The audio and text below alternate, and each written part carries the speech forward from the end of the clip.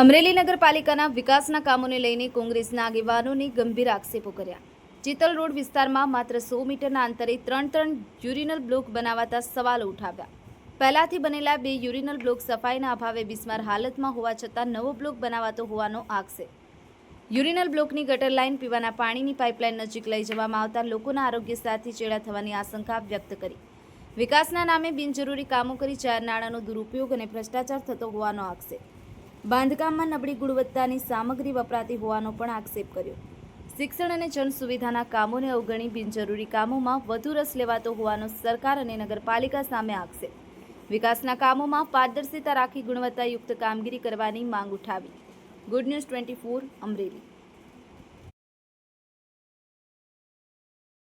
Okay, Amreli નગરપાલિકામાં અત્યારે વિકાસ ફાટીને ધુવાડાઈ ગયો છે। આ ચિત્તલ રોડ વિસ્તારમાં 100 મીટરના એરિયામાં ત્રણ યુરિનલ બ્લોક બનાવવાના જે તાઇફા કરી અને મલાઈ તારવવાનો જે ધંધો શરૂ કર્યો છે એ ખરેખર શરમજનક બાબત છે। વધુમાં પીવાના પાણીની લાઇનમાં પણ જો આ ગટર ભરતી હોય, ગટરનું અને સંડાસનું પાણી દેવાની આ યોજના કરતા હોય તો આને લોકોના આરોગ્ય સાથે ચેડા થાય એવી કોઈ ફિકર નથી। માત્ર ને માત્ર પૈસા અને ભ્રષ્ટાચારથી કેમ આપણા ખીચા ભરાય અને નગરપાલિકાના સત્તાધીશો કેમ જલસાને અયાસી કરે એ સિવાય આ નગરપાલિકાના સત્તાધીશોને કોઈ ચિંતા હોય એવું લાગતું નથી।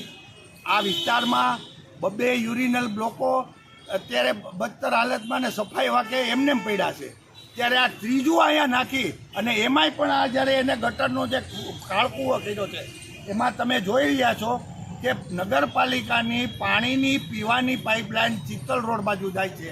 એ શરમજનક બાબત। આવા અણઘડ આયોજનો કરી લોકોના આરોગ્ય સાથે ગંભીર ચેડા કરી રહ્યા છે એ શરમજનક બાબત છે। અને માત્ર ને માત્ર પૈસા લેવાની જો આ બાબત હોય તો હવે ભારતીય જનતા પાર્ટીના સત્તાધીશોએ ખરેખર ખીચા કાપવાના ધંધા શરૂ કરે ને તો આ પ્રજાને ઘણી રાહત મળશે। અમરેલીમાં જે શૌચાલય બનાવવામાં આવે છે નવા, અમરેલી શહેરમાં બહુ ભારી બહુમતીથી છેલ્લા ઘણા વર્ષોથી ભારતીય જનતા પાર્ટીની રાજ્યમાં, કેન્દ્રમાં અને સ્ટેટ લેવલે અને જિલ્લા તાલુકા મથકે સરકારો આવેલી છે। આ સરકારને માત્ર મૂતરાવામાં જ રસ છે, કારણ કે વિદ્યાર્થીઓના ખરેખર જે ભાવિ ઘડતર માટેનો જે ખર્ચ થવો જોઈએ શિક્ષણમાં એમાં આ સરકાર ઝીરો છે। ઠેર ઠેર અહીંથી 100 મીટરના એરિયામાં 3 મૂતેડીઓ અને યુરિનલ બ્લોક બનાવેલા પડ્યા છે, સફાઈના વાકે તે સદંતર બિસ્માર હાલતમાં થઈ રહ્યા છે। ત્યારે આ નવી અહીંયા અત્યારે મૂતેડી થઈ રહી છે એમાં કેવો માલ વપરાય છે એ તમને બધાને ખબર છે। હું તો તમને વિનંતી કરું છું કે આ ભારતીય જનતા પાર્ટીની આ ભ્રષ્ટ અને નપાવટ સરકારે જ્યારે આ સરકારના વિકાસના કામોના નામે આ ખરેખર તાઇફાઓ કરી રહી છે ત્યારે શરમ આવી જોઈએ। પદાધિકારીઓના નામે અને પદાધિકારીઓ બીજી એજન્સીઓના નામે આવા કામો કરી અને મલાઈ લીધા સિવાય આ સરકારે કોઈને જો કાંઈ વિકાસ કર્યો હોય તો એના કાર્યકરોનો વિકાસ છે, એની કચેરીઓનો વિકાસ છે, એની કાર્યાલયનો વિકાસ કર્યો છે।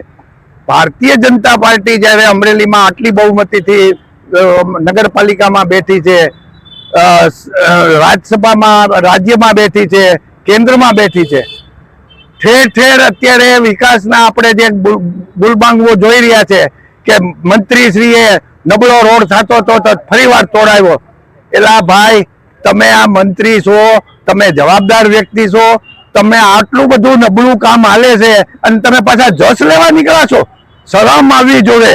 તમને શરમ નથી અને માત્ર તમારા કાર્યકરોના અને તમારા સંબંધીઓના તમે ખીચા ભરવા સિવાય આ દેશને કાંઈ આપી શક્યા નથી।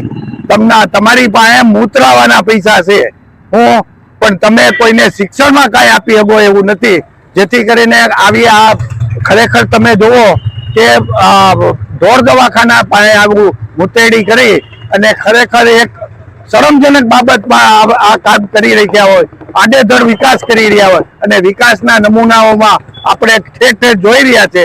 ખરેખર હવે શરમનો છાંટો જો બચ્યો હોય ને તો આવા વિકાસ બંધ કરે, શિક્ષણ અને સેવાના બીજા કામો કરે. આ પ્રધાનમંત્રીથી માંડીને ભારતીય જનતા પાર્ટીની સરકાર માત્ર ટોયલેટ બુતેડીમાં જ રસ હોય એવું એને દેખાય છે. આ ટોયલેટમાં રેતી જ વાપરવામાં આવે છે સાફ. તમે જોઈ રહ્યા છો માલ કેવો વપરાય છે. આ તમે ઈંટ જોવો, તમે એની રેતી જોવો, તમે એની કામગીરી જોવો. આ ખરેખર આ આટલું નબળું કામ જ્યારે થઈ રહ્યું છે ને આપણે બધા ખરેખર જો જોઈ અને તાળીઓ પાડશું અને જય શ્રી રામ બોલશું તો આ સરકારને જય શ્રી રામ વાળા માણસો જ મળી રહ્યા છે. એને જય શ્રી રામ સિવાય બીજું કાંઈ જોતું નથી. માત્ર વિદ્યાર્થીઓને જય શ્રી રામ બોલાવી અને વિકાસના બણગા ફૂંકી અને લોકોની આંખમાં ધૂળ સિવાય તેવું એને કાંઈ કરવું નથી.